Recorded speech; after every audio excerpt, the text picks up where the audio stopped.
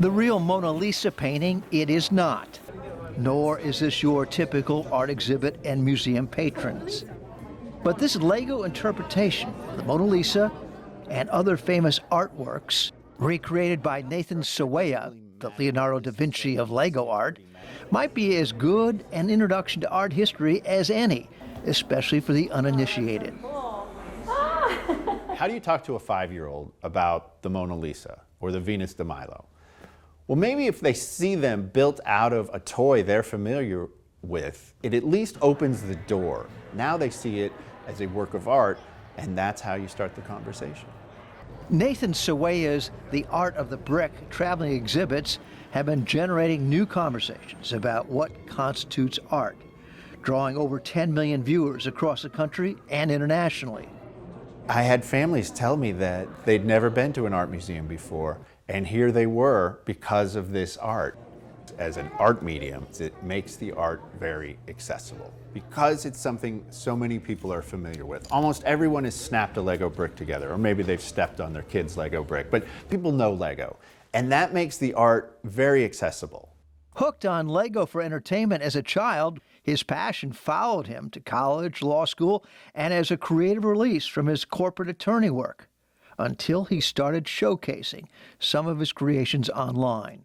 I had no formal art training other than a few art classes, but I found that I would come home and need a creative outlet after long days at work, and sometimes that was painting, sometimes drawing, and sometimes sculpting. And I started getting commission requests. These commissions from folks all over the world requesting random things built out of Lego, and I started taking on these projects. So I was working full days at the law firm and then 6 hours at night fulfilling commissions. From life-size Batmobiles to recreating the Central Perk set for the 25th anniversary of the TV series Friends. If it requires a crossbeam, he only accepts commissions he finds artistically challenging, which excludes buildings or anything controversial, like political figures. Many art critics believe that self-censorship makes his work more design than art, compared to artists like China's Ai Weiwei, who crafted Lego portraits of famous dissidents. Have you been accepted by the rest of the art world, or is there still a little bit of, oh, this is a novelty, we don't really consider it real art? The art world is the art world, right? It's a very interesting place, and it changes from time to time. When I started, I think I had a few gallery doors slammed in my face, or at least I was laughed out of the place, because galleries tended to think of, well, Lego art was associated with what they saw at a toy store. And so it wasn't until I was really able to focus on creating human forms that had this emotion, that had something that was there for people to see and grasp onto and react to, that the art world started to pay attention a little. More people have contacted me about yellow than any other sculpture I've done. But I don't want to put too much pressure onto people seeing it as I see it. I want them to have their own role in interpreting it. That's why the name is so simple. It's just yellow. It's not like man opening his soul or something that would point people in a certain direction. His latest collection is a series of endangered animal sculptures he created and were photographed by Dean West in their natural habitats to draw attention to their plight.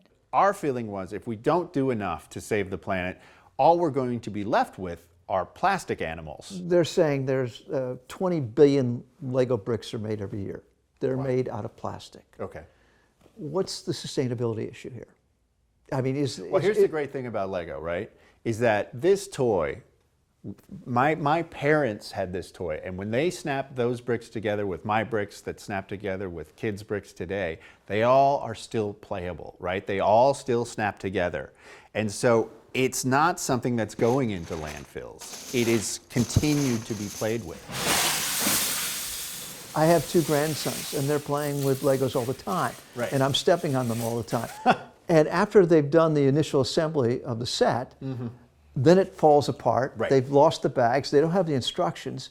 Is that where the creativity comes in? I think there's this opportunity to start building again and come up with whatever you can out of your imagination. And that starts at a very young age. I realized that this toy did not have to be just what was on the front of the box. If I wanted to pretend to be a rock star, well, just build a guitar. One of my mantras is art is not optional. We have to have more creativity. We have to have more art in this world. And through research, I've realized, kids in school, when they are exposed to art, they get better grades. When kids are creating art, their test scores are higher, their graduations are higher when there's art in their curriculum. But it doesn't even have to be Lego bricks. Just creating art is key, in my mind. The Art of the Brick exhibit is currently in San Francisco and opening at Chicago's Museum of Science and Industry in February. For the PBS NewsHour, I'm Mike Cerre in San Francisco.